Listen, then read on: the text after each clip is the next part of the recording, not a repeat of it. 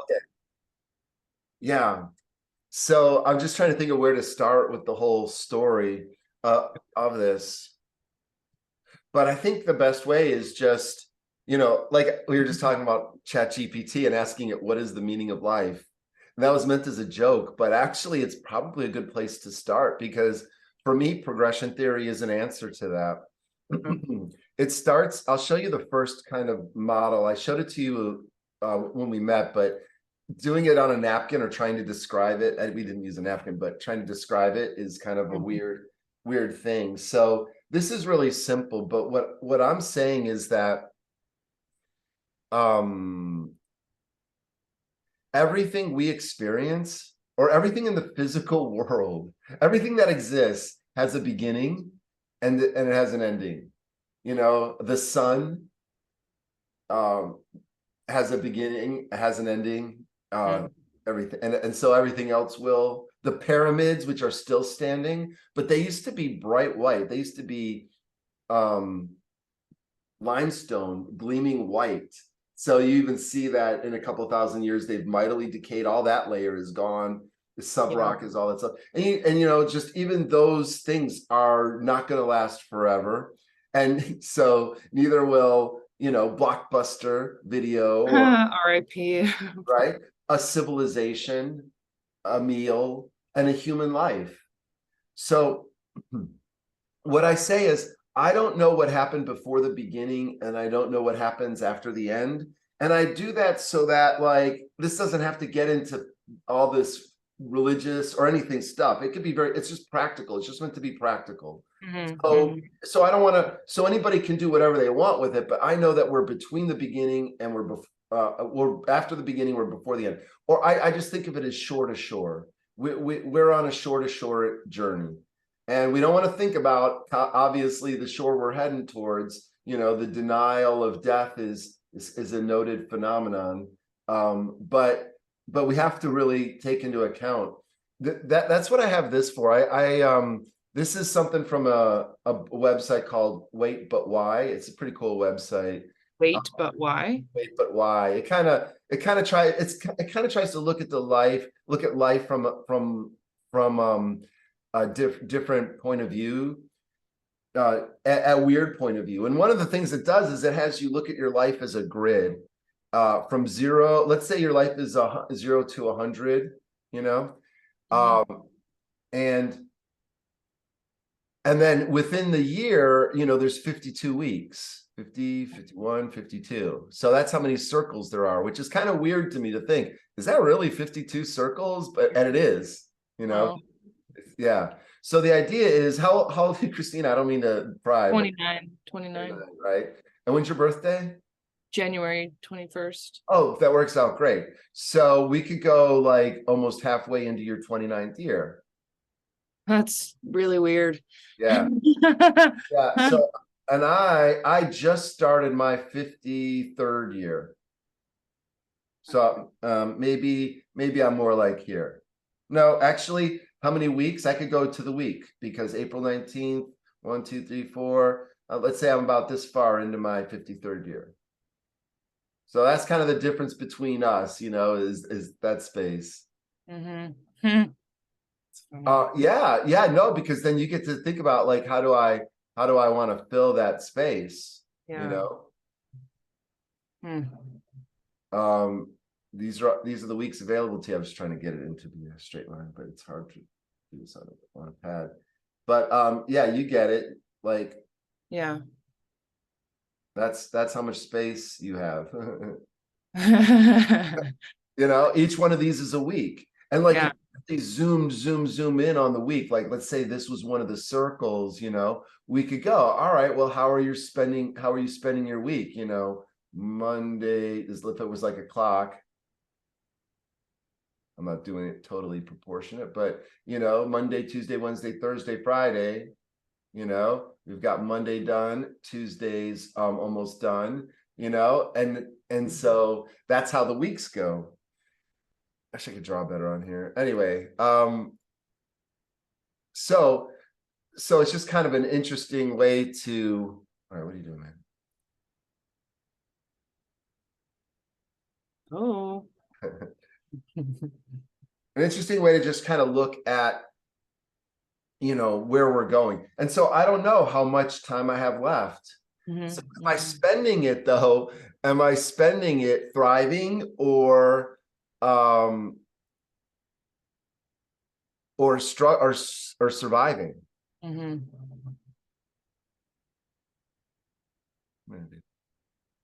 Finish straight that back down. All right. So, you know, and I may as well grab this here.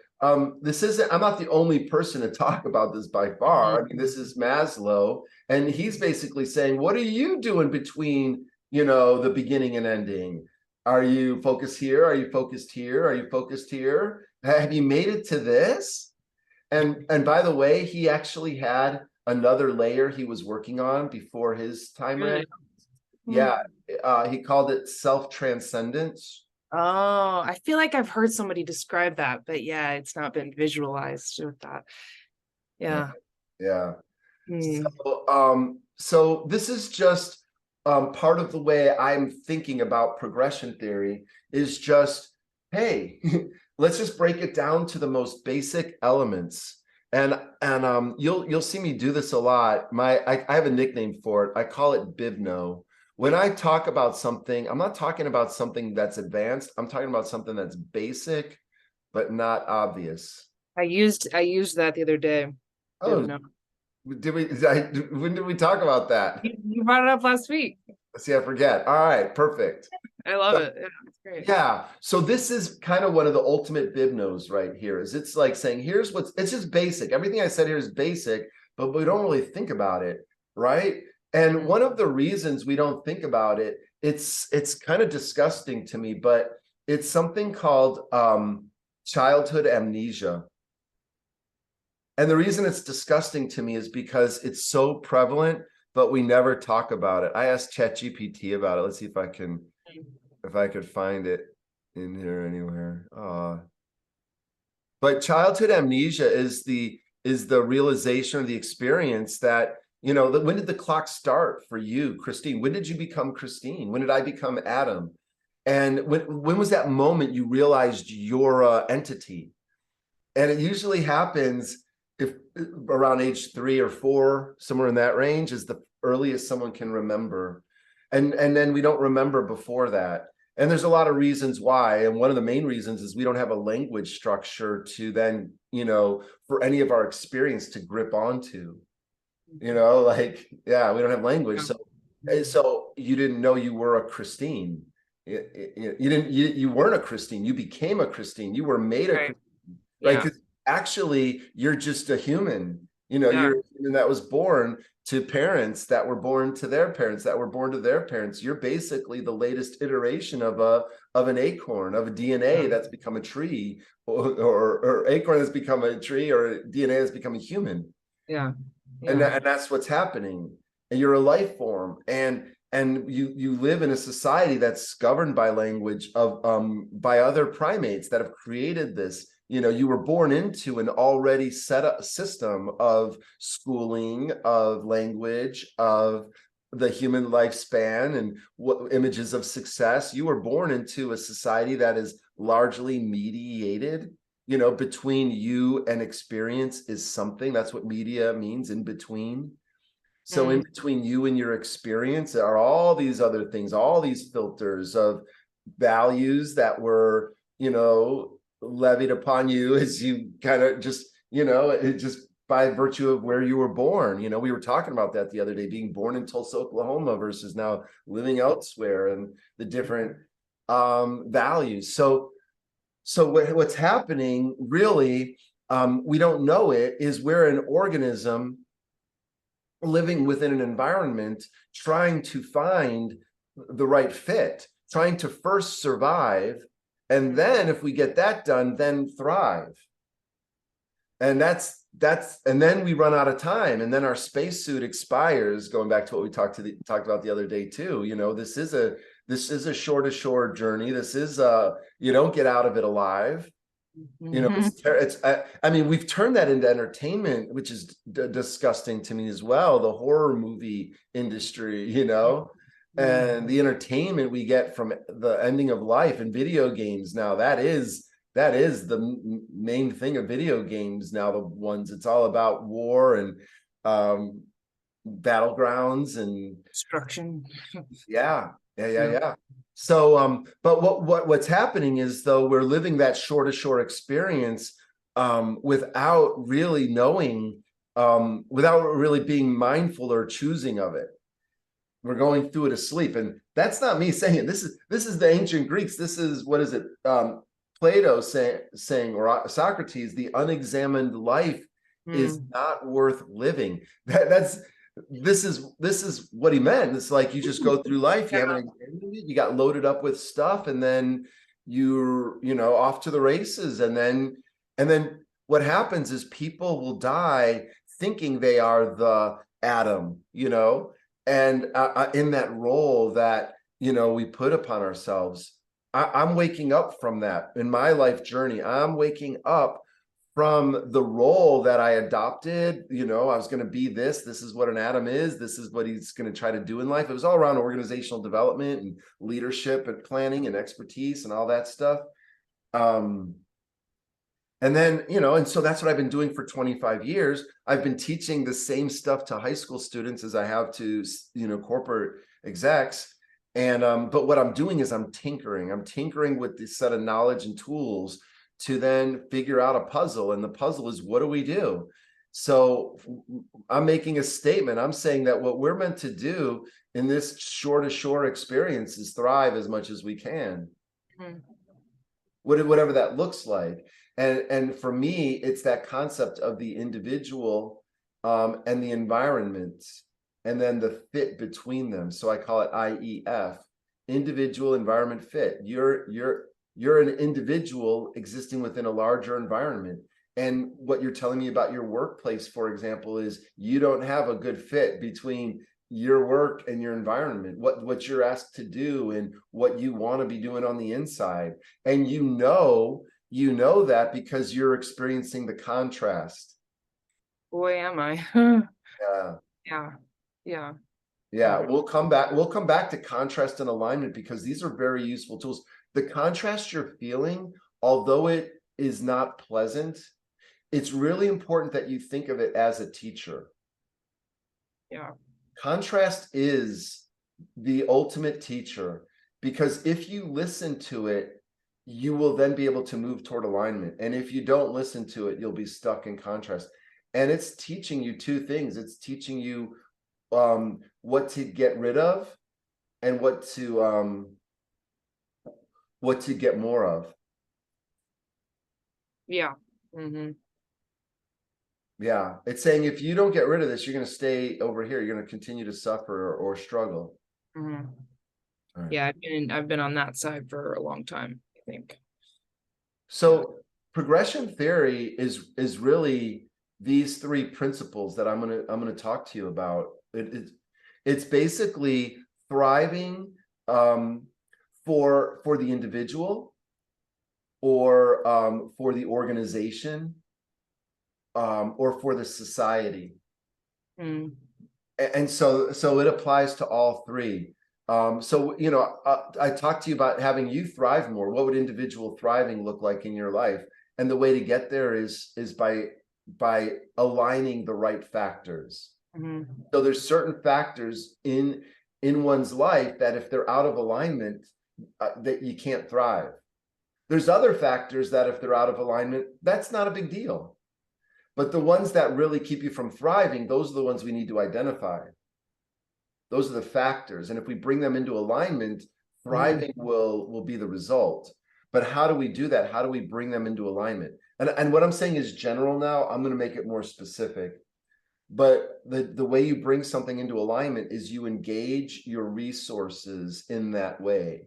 You engagement, to me, the word gauge is about pledging. It comes from I'll do all the etymologies, but essentially gauge means to pledge or to spend. So let's do thriving first. Let's do the etymology of thriving. Is this going to work with me or what? Come on, man. All right.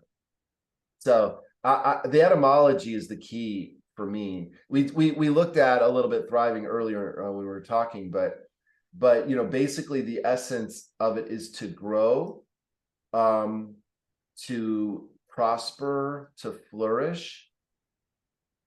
So all of those are thriving. But what's really cool is the origins of it. It comes from the Norse word thrifta. It means to grasp or get a hold of. Mhm. You know, so the idea was, if you want to flourish, prosper, grow, develop, if you want to, then you have to seize it. You have to grasp it. Whereas happiness, if you look at the root word happiness, it's happenstance, haphazard. It Mhm. connotes luck or randomness. It just happens. It Mhm. happens. Mhm. So which is fine. We want that, but it's not really a plan A. That's more like, hey, if it comes my way, happiness, I'll take it. But Mhm. thriving is the plan A. Thriving is what we should be doing. Mhm. Yeah. And that's what I think our parents are trying to teach us, and our education system's meant to do. It doesn't always seem like it, but that's what they're trying to do, is help us to thrive. Um, yeah. Another way I think of thriving is progress, meaningful progress. So, and all of this is called progression theory. All of this together is what I mean by progression theory, that we want to progress toward thriving. And the way we do it is by creating alignment of the key factors that are necessary for thriving. And then we need to engage our resources to align those factors. Mhm. And there's a process I use to teach it. I'll show you in a moment, but let me just lay out the rest. So alignment, what does alignment mean? Alignment is an arrangement in a straight, or really in a correct or appropriate relative position, right? So if we pick a focus, which is what we have to do to use this model, we have to start with an actual focus. So if our focus was a garden and we wanted it to thrive, then what would be the factors necessary for it to thrive? And if we bring those factors into the right relative positions with each other, the correct or relative positions, then then we will move it toward alignment. Mhm. So a position of agreement or alliance. So the opposite of alignment, I'm using the word contrast to mean the opposite of alignment, and then I put it on this sort of scale here, contrast to alignment. So I call this tool the alignment meter. It's Mhm. like we're measuring the degree to which something aligns with me, Yeah, it's an appropriate visual for sure. right? And the wording ends up being just kind of very instructive, because what thriving is, it's a relationship between the origin or the purpose and then the actual results or outcomes. Mhm. See, now I showed you, that I talk a lot about purpose and outcomes, Mhm. right? So when I'm saying outcomes, or when I'm saying thriving, I'm saying the outcomes reflect your purpose. Mhm. And the more those outcomes do, the more you're thriving. The more Mhm. the garden is producing vegetation, the more it's thriving, right? Right. Now, the opposite of that, when the outcomes are over here, Yeah. the opposite direction, we suffer, right? Yeah. Yeah, like your job, the outcomes of your job aren't looking like what you originally intended. So you're experiencing contrast. Right. Now, what's cool about this is that it kind of explains where our negative emotions come from. See, contrast over here leads to negative emotions, whereas alignment over here leads to positive emotions. Now, think about in your work right now. What are your emotions doing to your engagement? Oh, Right? impossible. Okay. Yeah, it's leading to you're over here. And that doesn't feel like me. That's not in alignment with who I feel I am. Exactly. Yeah. Exactly. Because when you're engaged, your velocity is higher. Yeah. When your emotions are good, your engagement is good, your velocity is good, and the rapport with the people around you is good. Right now, you might not care so much about your rapport with those Oh around no, I do. I do. It's more of like a cover, like, oh God, I hope you don't see through me. you. Okay, right. So what we want to do is we want to now recognize that as contrast, and then remember what I said contrast is. What's Mhm. it teaching you? It's teaching you that you need to get something, or you need to get rid of something. Yeah. You need to get, or you need to rid. And it's Yep. usually a combination of both. And what do you need to get, and what do you need to rid? Maybe it's a new relationship, a new job, a new perspective, or something, a new technique, a new set of clients, or a new role within the company. What do you need to get? What do you need to get rid of? Maybe an old expectation, or other relationships, or I don't know, an expectation or a way of doing things. I don't know. We have to figure it out. And if we do, we move from suffering to struggling. Let me just say something about suffering real quick, because I think that's an important concept. The way I define it is, when I draw it this way: when the demands are too great. Actually, let me draw it a little differently. When the demands exceed our capacity. Yeah. To the degree that happens, we suffer. So if it's physical suffering, the physical demands are far greater than my physical capacity. Or if it's financial suffering, my financial demands are far greater than my financial capacity. Mm. Or emotional demands, I'm emotionally suffering because the emotional demands are far greater than my emotional capacity to meet them. Mhm. But if we make the right adjustments over here or here, then we move to struggle. And struggle is way better than suffering, because struggle is nature's catalyst for growth. Mm. Suffering isn't really about growth, but it's about survival at this point, you know. Yeah. But if Yeah. we make the right adjustments, then we move into the struggle zone, which is no picnic, but it's way better. Mm. And this is one of the reasons I call it progression theory. See, we're not going to go from suffering to thriving right away. We have to move in a positive direction. This is why my company is called Positive Leadership, by the way. It's not positive because I'm a super positive guy. I'm actually not. But my theories are all about moving in this positive direction. This to me is what positive means. It's positive is anything toward thriving, is negative is toward suffering. Right? Mhm. Value is toward thriving, waste is toward suffering, strength is toward thriving, weakness is toward suffering. All of my theories are meant to be toward thriving, so it's meant to be in a positive direction.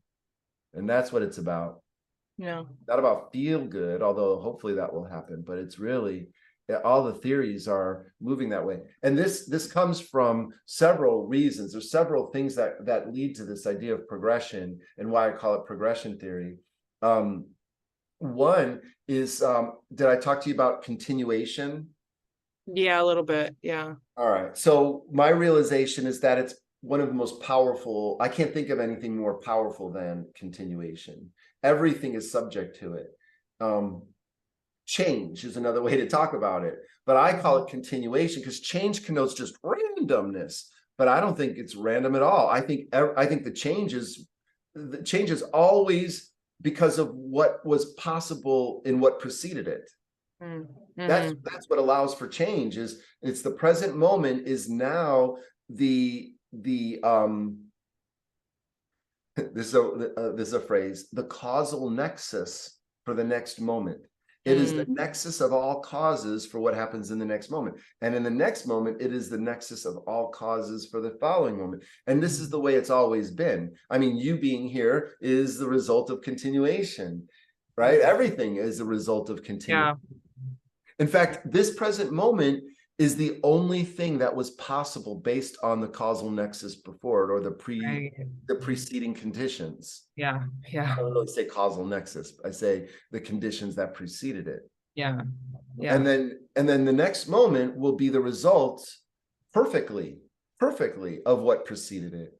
So in my view, in progression theory, the only perfection is in the present moment, and there's nothing we can do about it. It's because the present moment, as soon as you're there, is gone, and then you're in the next moment.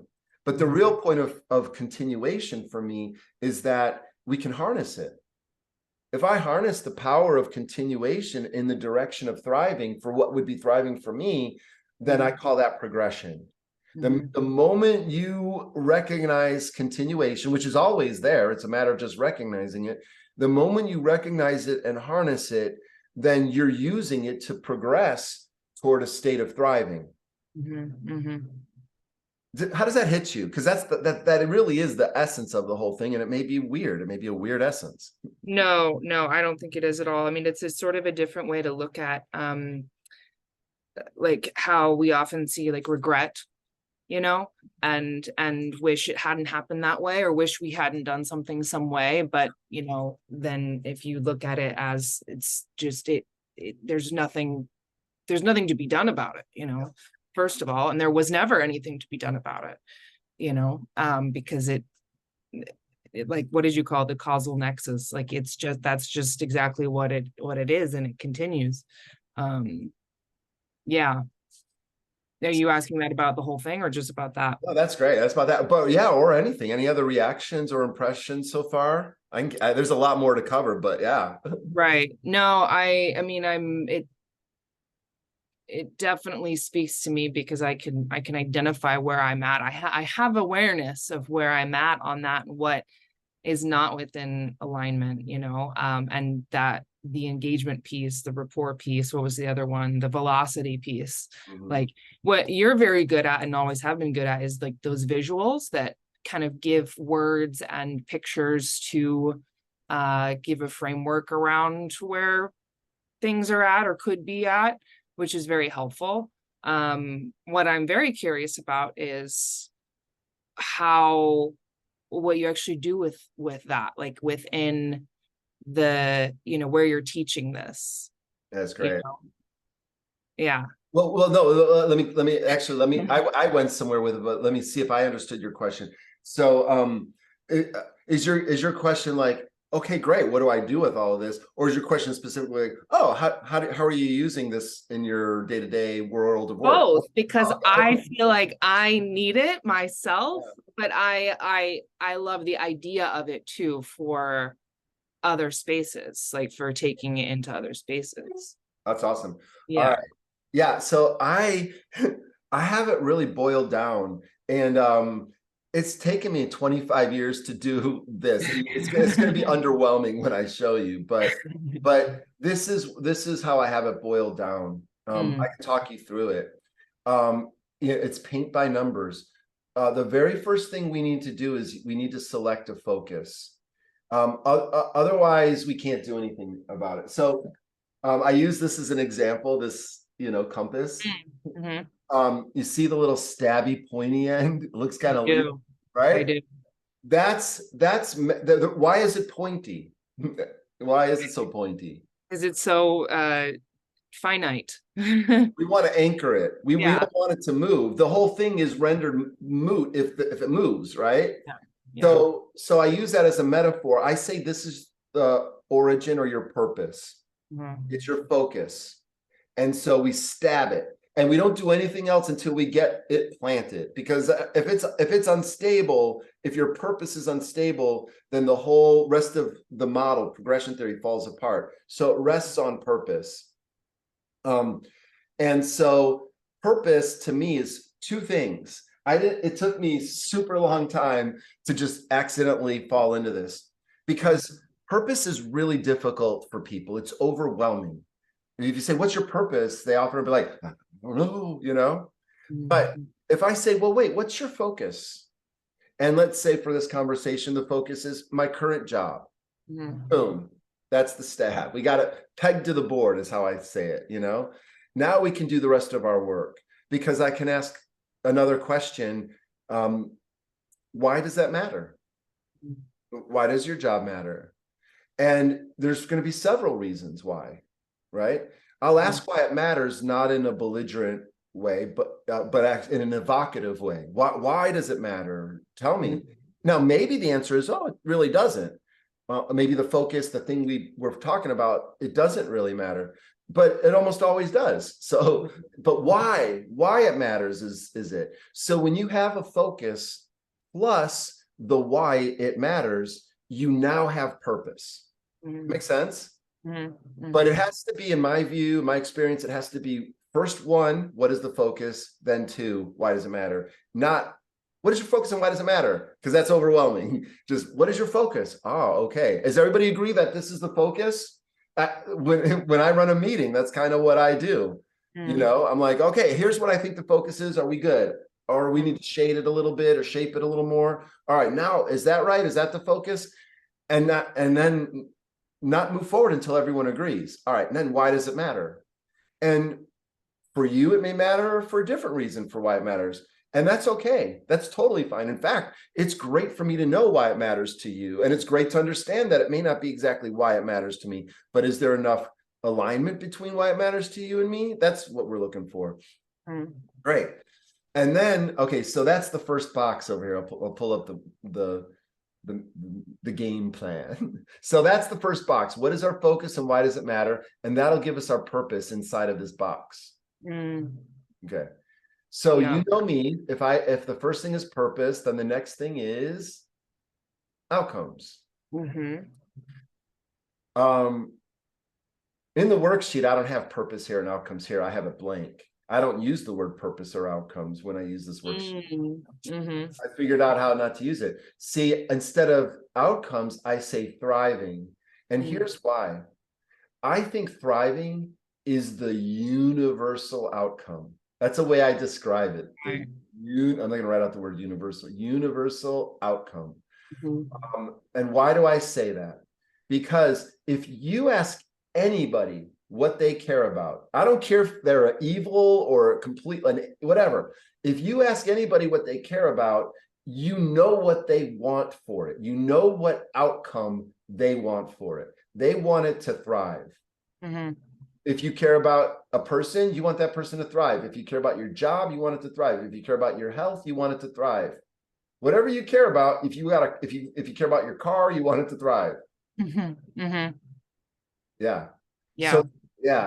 So it's the universal outcome. It's what you could bank on. So if we pick our focus, we can always say, okay, what does thriving look like for it?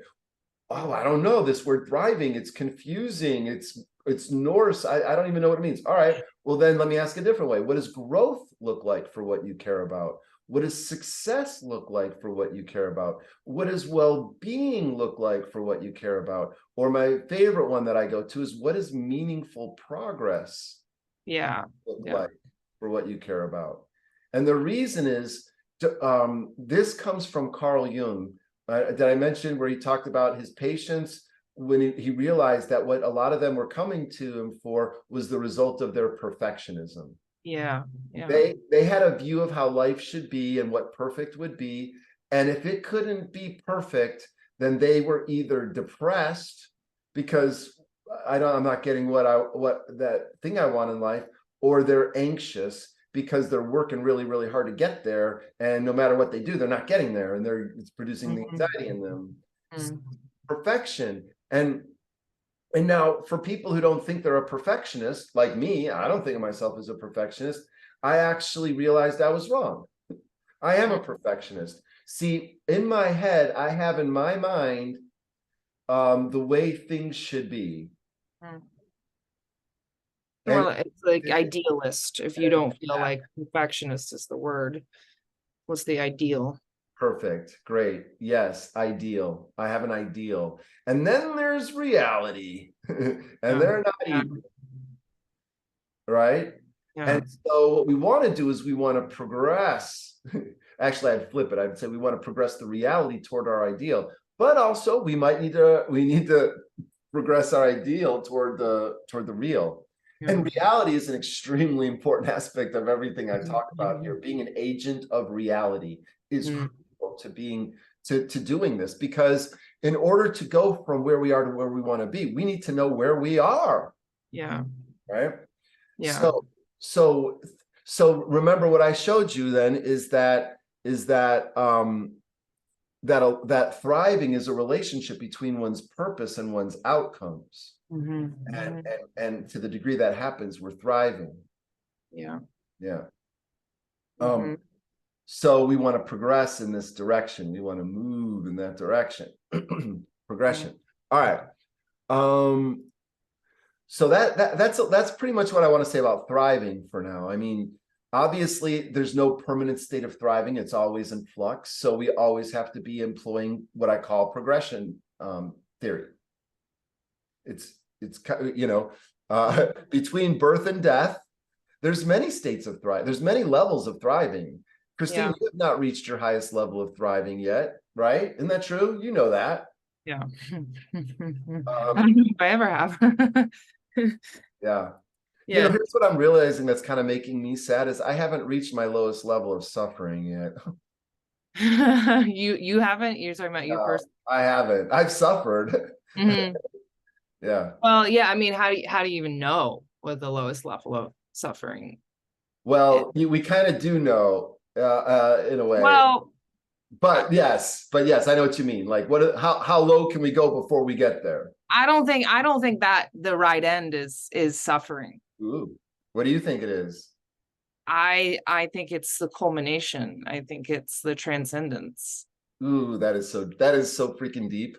Oh no, Yeah. that It we're can talking. be. I mean, I think, it's the great equalizer too. Ooh. So I don't think that that's necessarily, I don't think that's suffering at all. That's why I revere death. I find it fascinating. Granted, I am, willing to change my mind if I experience it more directly. I can see space that I'm not faced with it, but like at least at this point in my life, like I think it's a beautiful, fascinating thing. Wow, you are that's awesome. That's awesome and rare to me. I think that's really great. And I'm not a horror movie obsessed with death sort of. I don't, it's not the I'm not saying destruction. you worship death. Right. No, not even not that, not even anything remotely like that. Yeah. But yeah, it's like it's truly why the Haunted Mansion is my favorite Disneyland Oh, IP okay. ride of all time. But I know I that. digress. That's a whole different topic. But yeah, yeah. Yeah. So so here we are. But before that, though, that's the good Yeah. news. The good news, and that's actually why I'm passionate about this is because I think like if there's a time to really understand progression theory, I think the ideal time would be when you're alive. I would agree with you on that. because because it would then be useful. And that's the point. It's like the whole point for me of what this is, what progression theory is for me, is it's meant to answer a lot of the things that the self-help movement and psychology, all these things are trying to do. Yeah. Because what we're trying to do is thrive. I'm reducing all of it. I'm kind of like saying, here's the boundaries of the playground so we can all know what to do. And the boundaries are birth and death and survival and thriving. So now that we've got that all cleaned up, how do we find that individual environment fit? Because that's your job. Your job is to find out who you are as an individual. And that's what I call, I'm talking about that in terms of self. Your job is to find out who the self is and to cultivate it. And then for me, it's about becoming a better leader so that you can lead others and organizations and groups. And this is about creating thriving for the self. And then it's about creating thriving for the community, for your community. And then it's about creating thriving for others that have, that won't benefit you directly at all.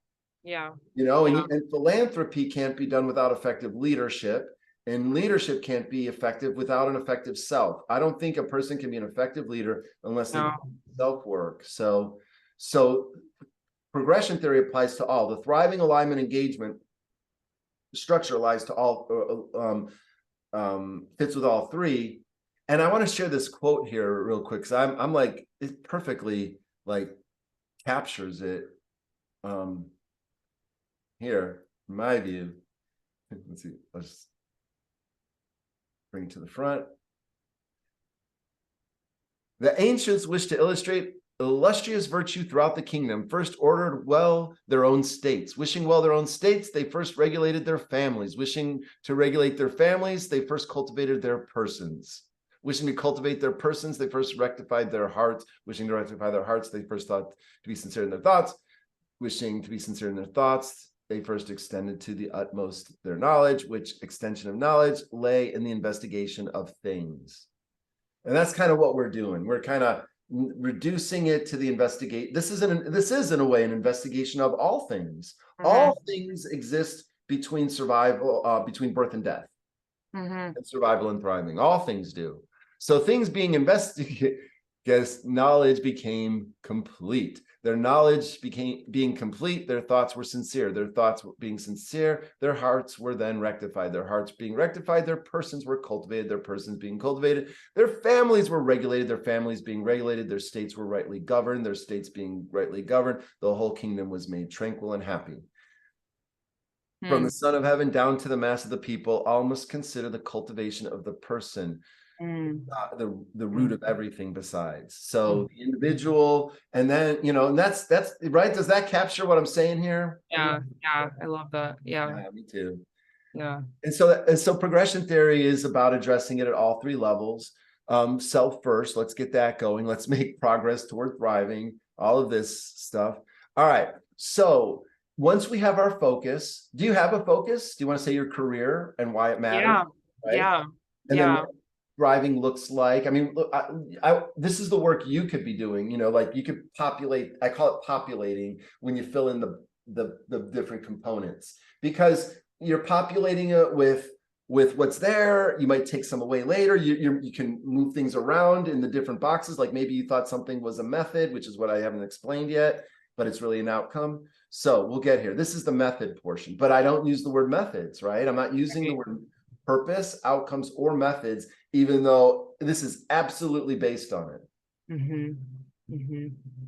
So we pick our focus. It's your career. Why does it matter? Livelihood, expression of who you really are, the ability to connect with people, or however you want to say it. And then what would be the outcomes that would reflect that purpose? What would be the numbers? How can we quantify it? What would be the qualities of it? I don't know why I'm drawing a heart, but something less, like more abstract. But that's what would go in the box. You'd populate it with what are the outcomes that describe progress, success, growth for your focus, for your career in this case. Right? What outcomes do you want for it? What would thriving look like for it? Now we can answer the question of, all right, when we have our outcomes populated, we would say, well, what are the factors? Usually, like I'm looking at 4 to 6 main factors is really the ideal. Okay. It could be more, it could be less, I guess, but usually things have like that many main factors. You can make a dish with maybe 1 or 2 ingredients, but usually most dishes require more ingredients. And that's kind of how life works, And so what are the factors for your career? And you might identify them. You might, really like name them. And do any come to mind that you could think of like this is a factor that's essential for thriving in my career? Based on what I know so far in my life, I know I need this. I know I, Christine, need this in my career. Anything come to mind? Yeah, I would say that I can perceive positive impact on others. Right. I'm writing with a mouse, so it's sucky, but yeah, definitely positive impact. That's awesome. You need to have positive impact. What's another, if you have one that comes to mind? Trying to think like how to distinguish the thriving piece from livelihood. How about you're able to live a quality of life that you'd want to have. Yeah. Self-sustenance. I'm just going to write self-sustenance or something there. However you want to describe it. It's about the Benjamins. All right. All right. Oh, another factor. I would say like a sense of community. Groundedness too. What do you mean? Say more about groundedness. Like a sense of peace within and peace without, like and a environment that contributes to that groundedness. Okay. Yeah. But how are you distinguishing like those states as states of thriving up in the top right versus factors, I guess? That's I feel- great. I go back to the garden example, and I Okay. say vegetation and water, like Okay. the things that Okay. lead to the outcomes you want. The fact, Ooh, okay. yeah. I would say too, a big factor is people that what's the phrase, don't want to be the smartest person in the room. People that you relate to, that share your values. So I put community. I'm going to put it back there. So Okay, you did put community. you can define community as like, complementarity of talents, unity of vision, mutual support of each other's well-being and thriving. Because I love those are all great things. So, and let's say work I enjoy. Also, I have to unlock the door. I have my handyman's coming, so he might even be here. Let me just. Yeah, go ahead. I need to do something real quick too. All right, let me pause the recording and we'll come on back. Let's take a 5-minute. Okay, perfect. All right. Yeah. So how are we doing so far overall?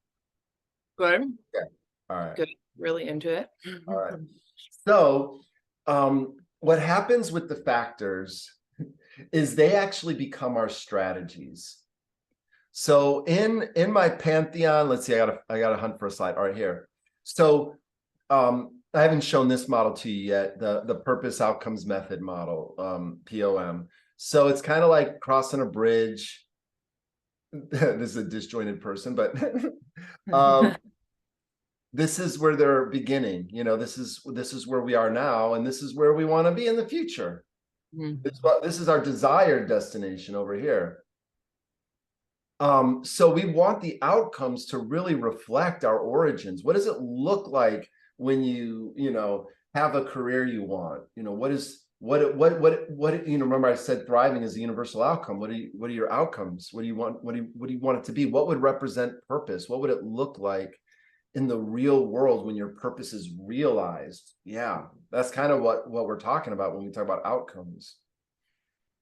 And they live in the background. Purpose and outcomes, they live in the background, and people don't think about it or talk about it at all. They just talk about the methods, the how we're going to do something. And it just seems so weird to me. What a method is it's the spending of resources.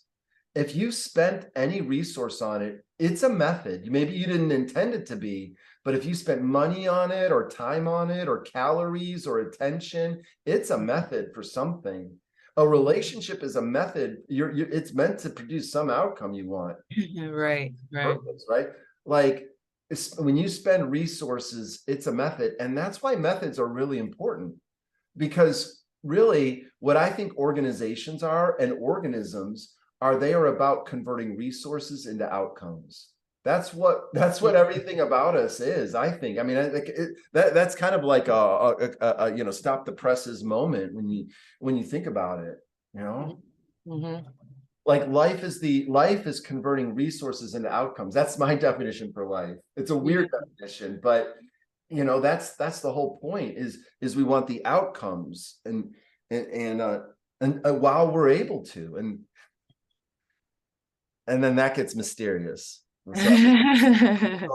It's all pretty, it all can get mysterious if you want to take it there. Yeah, exactly. But let's just keep it practical. And so when I'm asking you to tell me what are the factors necessary for producing the outcomes, that's my definition of a strategy. The word strategy, it comes from the same origin as stratify. Stratify. What are you stratifying? You're stratifying your resources across competing demands. That's what you're doing, Christine, with your life. You are spending your resources toward what outcomes? Well, all you know is if the outcomes you don't like them, or if you do like them. But let's, after you got them. But what if there's a way to think about the outcomes you'd want to get before you ever pursued it? And that's what progression theory is meant. How can we progress reality in the direction we want it to go. And where should we focus our resources to do it? Well, this question I'm asking you up here, what are the factors? Identify 3 to 5 factors that must be aligned in order for thriving to result. That's what it says there. What are the 3 to 5 factors that if you brought them into alignment, you would get your outcomes that you wanted for your career? What are the outcomes you want for your career? Well, if I was able to have a positive impact, if I was able to earn enough livelihood to adequately sustain myself, if I was part of a good community, and if I really enjoyed what I was doing, those are 4 factors I know if I were to get those aligned would produce the kind of career. Is that accurate to say? Yeah, for sure. Yeah. So then what we want to do is align the factors. And the way I think of it is it's like each one of these is a dial. It's about to get really messy. Let me change the color here. Let me use green. Each one of these is on a dial of 0 to 10. All right, like 5 is up here. So each one of them is on the dial. So I'm going to ask you right now in your current job on a scale of 0 to 10, what's your current impact? What kind of positive impact are you feeling on a scale of 0 to 10? Probably a 3. Perfect. 3. All right. Livelihood, self-sustaining, and all of that on a scale of 0 to 10. How's it doing? Probably a 7. Okay, nice. Community, a sense of community, 0 to 10. 5. And enjoyability, 0 to 10. 1. Okay. Now, maybe there's other factors to the kind of career you want. So we might populate that later. Maybe there's 6, 7, and 8. Who knows? We can decide. We might merge these all into one factor. We might say, I don't think so. I usually think 3 to 5 factors. All right. So what we want to do then is we want to decide how we want to use our resources. That's the engagement. I'm kind of jumping ahead. Engagement is like, how do we want to use our resources to turn which dials? All right. So the livelihood part of it seems good. Like a 7, I consider that really good. It's and by the good. way, I think it would be cost prohibitive to take any of these to 10. Right. To go from for you to go from a 1 to a 2 is not going to be hard. A 2 to a 3, not that hard. But to go from a 9 to a 10 on the enjoyment factor, I don't know how that gets more difficult. So the spring gets tighter as you turn it on these factors. The amount of resources it takes to go from a 1 to a 2 is way less than it would take to go from a 9 to a 10. And that's what I'm saying is this is where your resources should go. Your resources should go to these 4 factors according to our current configuration and nowhere else in terms of your work life. In terms of your work life, we need to be focusing, how do we get your impact from a 3 to maybe a 6? Livelihood, we're not going to focus on that so much right now. We just don't want it to get worse. If it gets better. That's what holds me back is fear of that dial having to plummet. All right. So then what we want to do is, if these are strategies, then what we're going to do is we're going to look for the tactics. So livelihood, your tactic is how to maintain and not move back, or how to move back in a way I want to move back. But we'll get to that in a minute. What I want to say though is, like for strategy number 2 over here, maybe it should be a circle to keep it consistent. There may be 4 tactics that will help you turn the dial from a 3 to maybe a 6 or a 7 or whatever. So that's what tactics are. The relation I'm jumping ahead to show you the relationship between strategies and tactics. Tactics come together, help you implement the strategy. Individual action steps taken together complete a tactic. Another way I'll use the word, I don't know if we'll get to it today, but I will also call actions operations. I use them interchangeably. So in an organization, there's strategies tactics, and operations or actions. Mhm. And actually that's an organizational structure. So progression theory leads to not just individual thriving, but organizational thriving. I'm just going to show you real quick an example. Here's what a proper organizational structure should look like. I know there should be a strategic layer, a tactical layer, and an operational layer. Mhm. And the way it actually would look is maybe the strategic layers like this, the tactical layer or management layers there, and the operational layer is this, and the customer's out here. And the operational layer is who interfaces directly with the customer. The strategic layer is usually the most insulated away from the customer. The strategic layer actually has the most power and influence. At the center is actually the organization's purpose. And out here is the organization's outcomes. And you must have the right strategies, tactics, and operations. They must be in alignment in order to produce the desired outcomes for the organization. Does that make sense? I just jumped to a really big No, that's a really great visual. It's very accurate. Right. Yeah. And a lot of organizations, they're not aligned. They don't have the nice cusps between it. Maybe the operational layer is disjointed, or maybe the strategic layer is disjointed. I can go into a lot of that. Here's like a little wedge slice of purpose, the center going to the outcomes.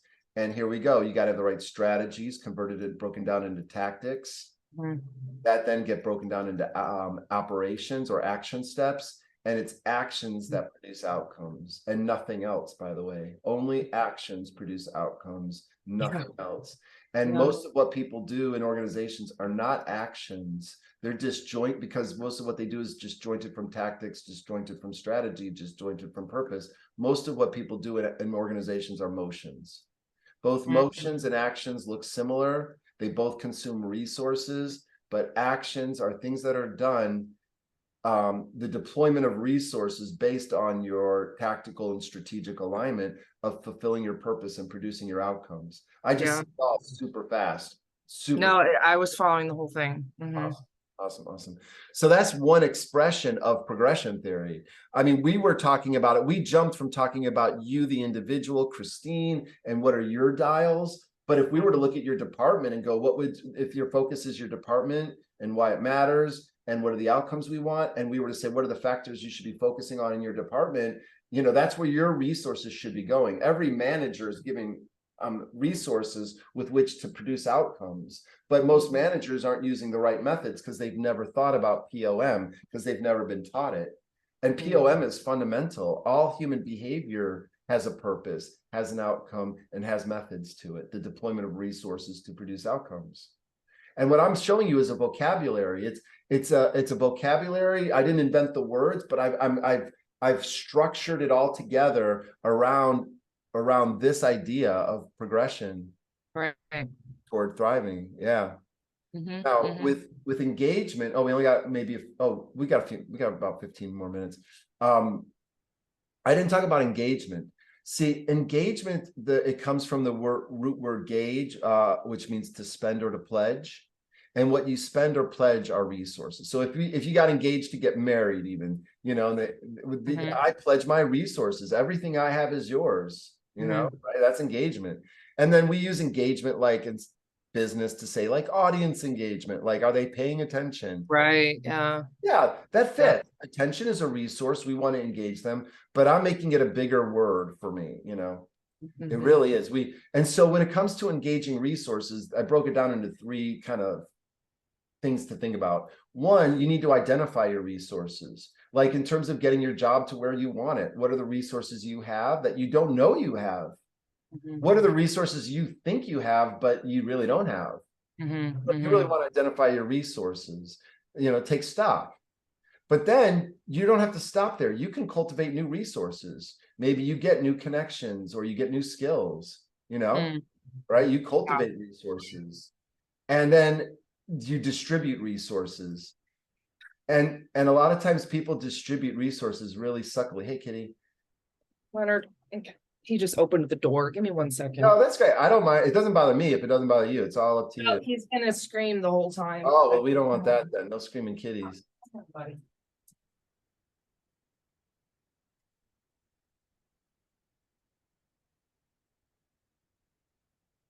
Okay.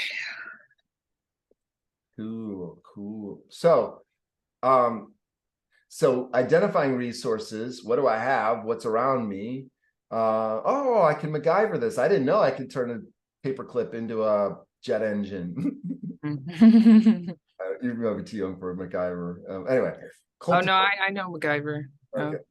Mm. Yeah, and some people aren't good at this, and some people are amazing at this. But how do we cultivate resources? Which ones do I need more of, and where are they, and how do I get those resources? And then where people can make or break it on the distributing, because you can identify and cultivate resources and distribute them in the wrong ways. Oh no, I didn't put my resources in any of the factors. I put them over here in La La Land. All your resources should be distributed to your factors necessary for thriving. That's what these are. These are your factors necessary for thriving. Your resources should be distributed toward them and nowhere else. And organizational leaders don't even know that, don't even understand that. No. They don't understand that they make a strategic plan and then they just put it aside for a year. Their strategic plan should organize every activity within the organization. You know, you got this guy out there who's leading the revenue cycle or revenue department, and he's squandering the organization's resources and they don't even know it. Well, because there's really no there's sort of a purpose, but it's not very clearly defined, and individuals don't feel invested in that purpose. And so misalignment, whenever there's misalignment, it is in one of these three areas. It is in the area of purpose, methods, or outcomes. If you're misaligned, if there's ever drama is contrast.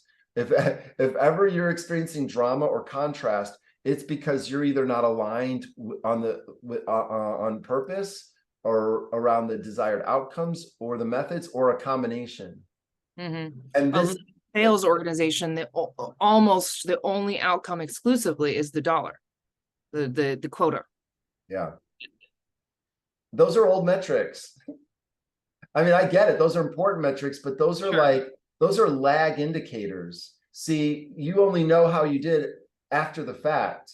What are the current indicators? How do we know how we're doing now? And then what are the leading indicators? And is money, I guess I can see why that's the driver, but what leads to the money is the contacts and the connections. And what leads to the contacts and connections?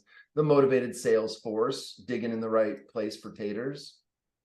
I don't know, there's a whole, I don't know, I have to get into the organization strategies at that point. I can't really obviously speak too much to it, but there's drama. There's a lack of alignment in the organization, either around purpose or around outcomes, or how we're going to get to the outcomes. This is the why, this is the what, or to what ends, and then this is the how. Methods are the how.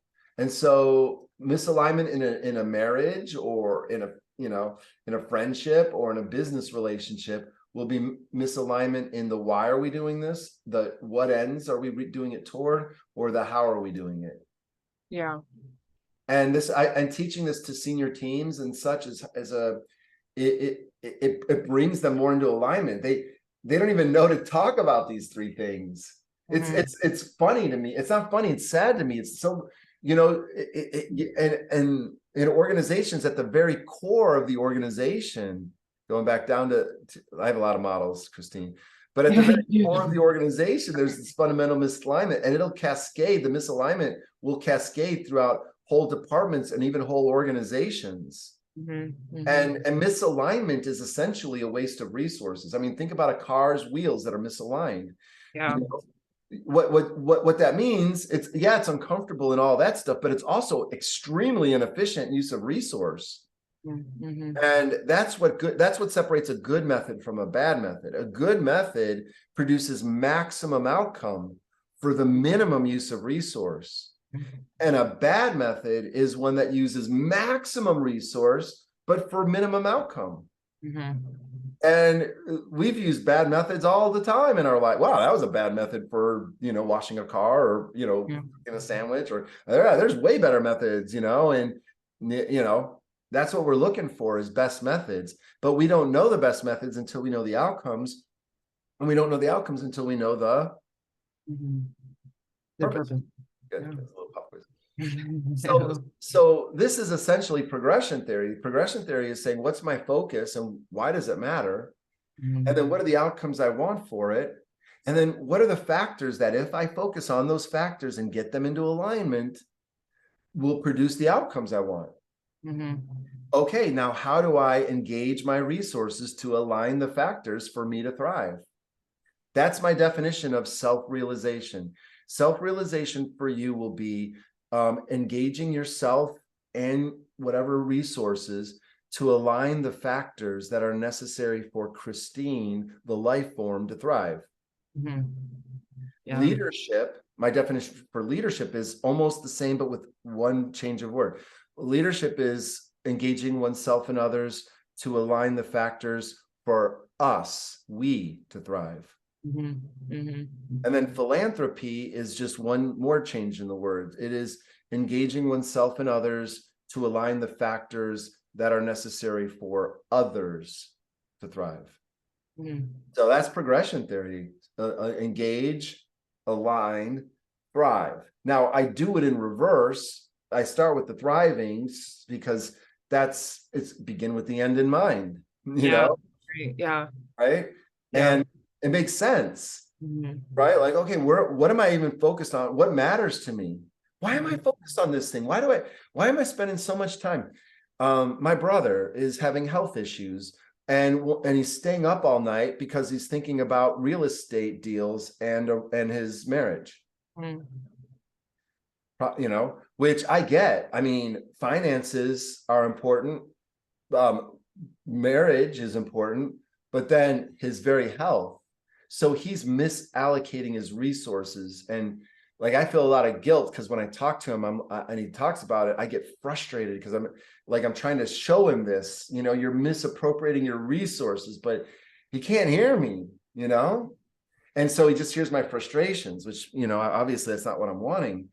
So, but when you think about, or with progression theory, one of the fun things is the different things you could think about. And one of those things is the realization that almost all conflicts are really about the distribution of resources.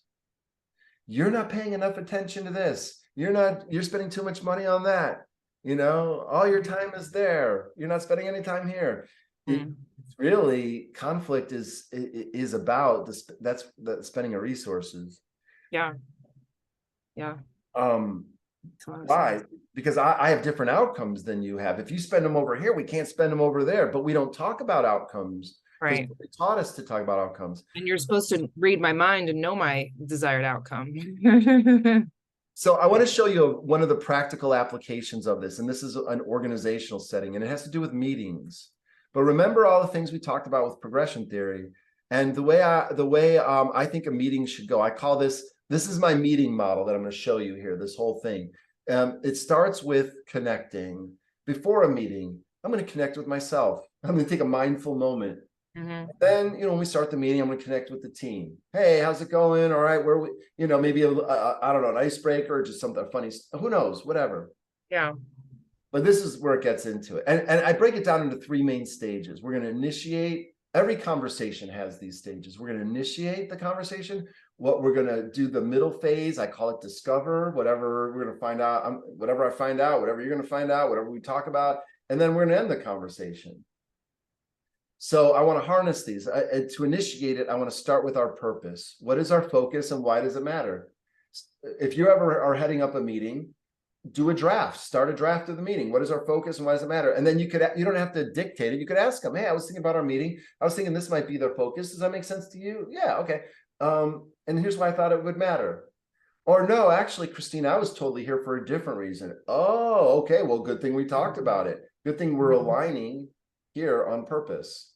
All right. So now that we've aligned on purpose, however that shakes out, now we want to say, well, by the end of the meeting, what do we want to have happen? Well, I want to make sure we talk about this. I want to have a decision on that. And also, I want to do this. Okay. All right. Now we know what the outcomes we want. Now we should design our agenda so that it fits those outcomes. Let's talk about the topics that will lead to those outcomes, because if we don't, we won't get to those outcomes, right? Yeah. I mean, I know it sounds so simple, but People don't do this. They don't even do this. None of it. They just walk into a room and they're like, method. And Yeah. it is a very expensive method because you have all those people there and all their salaries and they're not doing these other things, right? Yeah. Mhm. All right. So we want this POM is about aligning resources. And so this is the M, the method, your agenda is your method in the meeting. Now the center section here, what this is talking about, it's the reality that, hey, we're individuals and we're already divergent. Christine's over there in that body, Adam's over here in this body and having these thoughts. She's having those thoughts. She has those priorities. I'm wanting to get over here and do this, you know? So we're going to be divergent. Let's just assume that, but let's harness that. Let's harness that divergence around our agenda topics to see what the best ideas are. So when we meet, we don't have to get into these bullet points. These are just on grid. That's a throwback. right? Nice. I have to explain that to most people. Forgot about that. Wow. Yeah. So, Yeah. but these are just mine. These are fungible. You can change them around. But what we need to do by the end of the meeting is we do have to align. We do have to take our divergence and move it into a convergence, right? And so that's what the agenda should do. It should help us address blah, blah. And then we end the meeting with plus deltas. And then who does what by when. But what I think this should look like for it to be truly progression is it's a series of these meetings where then the next meeting starts with the who does what by when and what is our new agenda and what do we now do. And each one of these helps us make progress. It's a progression. Meetings aren't just meetings. Meetings are progression sessions. In YPI, that's what we do now. We have our committee meetings all on Sunday from 3 to 4 on Zoom, and we have breakout rooms and we call them progression sessions. That's what they're called. They're called Sunday progression sessions, SPS. You only meet, YPI only meets for an hour once a week? No, we also have our monthly meetings. You do? Oh, okay. Our monthly meetings, that's a major improvement we've made in YPI is each monthly meeting now has usually about 4 progression sessions between them. Oh. And think about how that's able to move a project forward in a more organized way from when you were in YPI. Yeah. Huh. Right? We've gotten better. It's just a little bit disjointed, the once a month, and yeah. There's not a lot of, it's a little sporadic. Yeah. Right. Yeah, we have all sorts of tools, and they're all about bringing the students more and more into alignment. And so I teach exactly this within the cohorts now. I'm teaching them. I mean, I always taught POM, but my body of work has grown as I've been, working with organizations. And so it's a little different now in what I'm showing you. And here, this model is about meetings and how to use POM, purpose outcome method, and meeting to make progress for thriving, right? But it's about understanding the whole framework and then how to operate within it. And so that to me is where it becomes an organizational development model. And that's what I think you could be doing. See, you could be doing customer care or whatever you're calling it, which is kind of more a sales version of it. I'm saying you could do customer care more in the cultivation of their organizational alignment. Being a consultant, going into organizations and saying, hey, we want to help you thrive, not just survive. But if it doesn't even survive, that's on leadership. That's leadership's fault. Survival and thriving is the primary job of leadership. And is your leadership team aligned? Because if not, we should do a senior team alignment journey. That's what I call them. I call them team journeys. I don't do a training or consulting now. It's kind of a mixture. I kind of take a team through this process, and where they're learning the progression theory tools, but they're also having the conversations, they're using them to reveal, well, what is our purpose? And I was more like, I thought it was more like this. And those things come to light, those misalignments, and then we can do something about it. Anyway, we got about like a minute left. So we could talk about this again though, anytime. I mean, we could Zoom later or whatever, because there's a lot more in here. There's how do we apply progression theory toward strategy? I gave you a little sense of that with the STO, strategy, tactic, operation. How do we apply this toward culture, which I haven't really talked to you about at all yet, but there's how do we create a culture that is psychologically safe so that people can grow, so that people can perform. See, ownership wants performance, but employees want the safety. We Yeah. all need the growth in between. So a culture of safety, growth, performance. And so that's another thing. Communication. How do we communicate better? Well, for me, I get very clear. Our program is called Communication for Alignment. Mm. That's why we communicate. If your communication increased alignment, it was effective. If it decreased alignment, then it was ineffective. Right. And we, and all of these are activities. Leadership's an activity, communication's an activity. So managing and growing performance is an activity. So that's where the Strengths Finder comes in, or the talent to strength piece. This is about progressing our ability to perform the right activities at the right level. That's what that's all about. Thriving is largely about performing the right activities to create alignment, to move the dials, but you have to perform those activities at the right level. It's both. If you perform the wrong activities at the right level, you've wasted resource. If you perform the right activities but at the wrong level, then you didn't get the performance. So I'm just showing you how all of this kind of, your connectedness theme, how all of this fits together into a comprehensive approach to organizational development. I'm trying to teach it to people. It's learnable, but it takes like several passes. People have to hear it a couple times to really go, oh, that's what you were saying. Oh, that's how. And then when they get it, they can talk that way, and they can be like, yes, we're not aligned here, or this factor's out of alignment, or, oh, you know why we're here, guys, we totally did miss this factor. Oh, you're right. Yes, we got a new factor. And now that we can bring that into alignment, now we'll get the results. It's that kind of communication, but otherwise it's drama, and you get people acting out their own personalities. And this, to me, I want to flag that, because for me, this is the real thing. The degree to which personalities are a problem in the workplace. Yeah. Huge. You described your boss's personality. Yeah. Personality disorders in the workplace, and just how do we talk about personality, and when personality gets in the way without people getting all offended, which is highly offensive, but it's like your behaviors are working against what we need. How do we, we have all these ineffective ways of talking about it, but if we can enculturate it, so like, oh no, your personality is merely a stream of TFBs, thoughts, feelings, behaviors. That's a whole other thing I want to talk about. The fundamental building block of a human is thoughts, feelings, behaviors. Everything you've done today, everything you've done this week, everything you've done your entire life falls into those categories. You've thought, you felt, you behaved. That's all that we do. And to break it down, that's Bibno right there. Basic, Yeah. but not obvious. If you look up the definition of personality, you will see the phrase thoughts, feelings, behaviors. If you look up the definition of the Strengths Finder talents, you will see thoughts, feelings, behaviors. Thoughts, feelings, behaviors, thoughts, feelings, behaviors. I want to show you my ChatGPT chat on that topic alone, because it permeates all of social sciences, but the term TFB or that as a structure doesn't exist anywhere, even though it's talked about everywhere. That's so funny. But that's what we are. The Strengths Finder themes are thoughts, feelings, behaviors. Okay, we got to go. You got a jet. Marinate on what we talked about, but let's talk again whenever you want. Yeah, I would love to, because it's kind of fortuitous, this, or maybe not at all, this whole conversation, because I've been thinking about, like, what would I do if I wasn't doing this job I'm doing? And it's like, it's this stuff. Like, I love it. I think it's great. And it's very exciting. So I'd love to, know more. And yeah. Cool. So we'll talk again then. I agree with all that you said. It's cool, and you can apply it in a lot. I mean, it applies to any setting. All professions, if you look at them at their core, are trying to apply that structure. So, I mean, just a lot of unspoken things.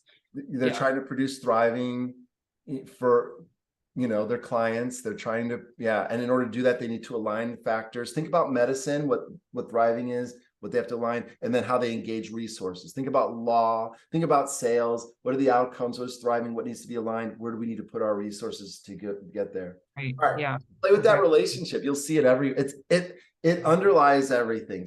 And all right. I know you got a jet. I do too, but let's text to find a next time. Okay. Are you good with next week, maybe sometime? Yeah, absolutely. Okay. I'll Yeah. text you.